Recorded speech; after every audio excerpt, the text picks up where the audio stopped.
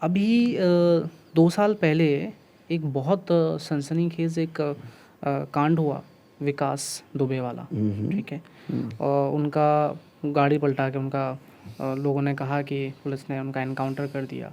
और जो उन्होंने पुलिस पे फायरिंग की, उससे पहले जो विवाद था जिससे मेन जड़ पनपी, उसके साथ कहीं ना कहीं लोगों में ये था कि आपके दोस्त हैं, आपके साथ आप रहते थे उनके, ये नाम जोड़ा गया। इस पे क्या कहेंगे कुछ? देखिए क्योंकि ऐसा ये भ्रांति अभी है, इसको क्लियर कर दीजिए आप यहाँ पे। देखिए ऐसा कहीं कुछ नहीं है। वो समाजवादी पार्टी और बहुजन समाज पार्टी की राजनीति विकास दुबे, जिनका आप नाम ले रहे हो, वो जिला पंचायत सदस्य के रूप में अपना करता रहा होगा। ठीक है। लेकिन हम लोग सामाजिक लोग हैं। इस घटना के पहले कोई नहीं जान रहा था कि विकास दुबे क्या है और किस तरह की इतनी बड़ी घटना ये कर सकता है।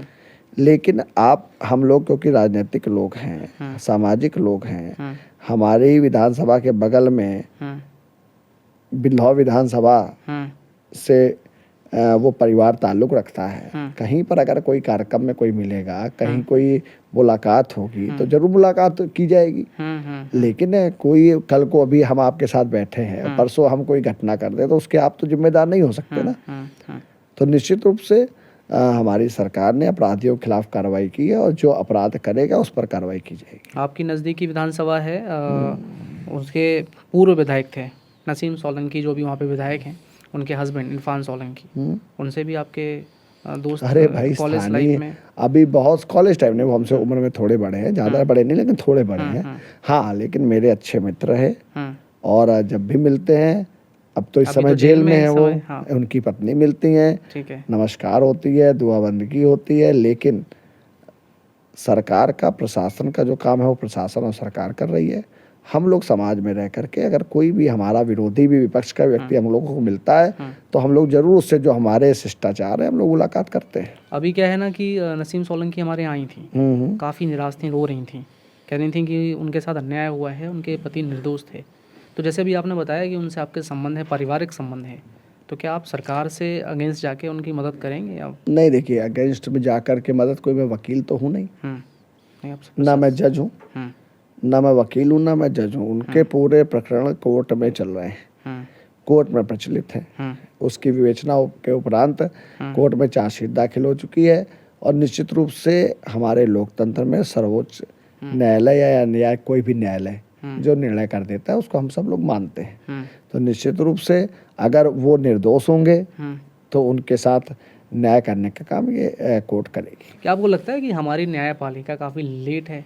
देखिए, ये बहुत बड़ा विषय है, इसको लेकर के निरंतर काम हो रहे हैं। अभी आपने देखा होगा एमपी एमएलए कोर्ट अलग निर्धारित कर दी गई है। जो पहले आरोप लगता था कि विधायकों के निर्णय नहीं जल्दी होते हैं, सांसदों के मुकदमों के निर्णय जल्दी नहीं होते, अब तो जल्दी जल्दी सब होने लगे हैं। तो निरंतर चीज़ों में सुधार आ रहा है। फास्ट ट्रैक कोर्ट पहले नहीं होती थी, आज फास्ट ट्रैक कोर्ट बन चुकी हैं।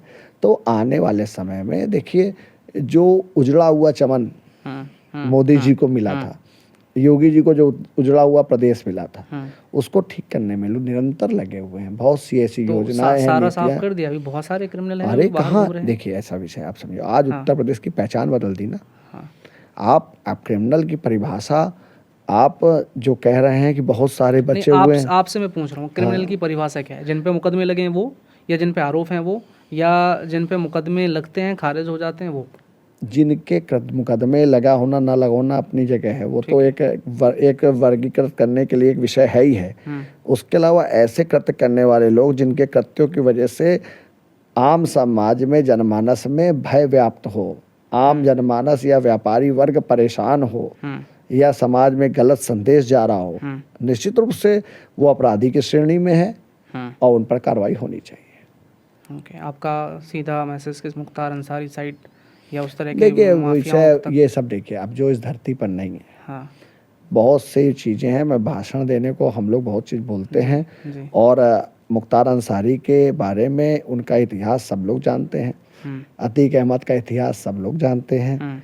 तो ये विषय अगर मैं बताऊंगा तो बहुत से मुद्दे हैं। नहीं, आप बताइए ना, हम लोग सुनने के लिए बैठे हैं। अगर आपके पास कुछ किस्से बहुत है, कुछ से कोई किस्से नहीं, क्योंकि वो पूरब के वो लोग राजनीति करते हैं, हम भाई कानपुर के हैं, ठीक है। लेकिन इतना जरूर कहेंगे कि कहीं ना कहीं आम जनमानस में जो आम छवि थी वो ठीक नहीं थी और अब क्योंकि वो इस दुनिया में नहीं है तो मुझे नहीं लगता कि उसमें कोई डिबेट करनी चाहिए।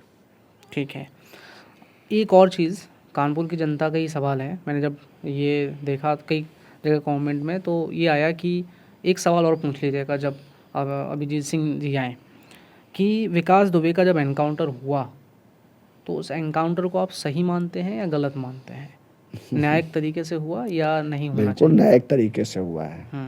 उसको तो जस्टिस का एक आयोग बना है, उसने भी उसको सही माना है। ओके। तो निश्चित रूप से पुलिस की कार्रवाई सही थी और जो भी किया है सरकार ने वो एक बहुत बड़ी घटना थी।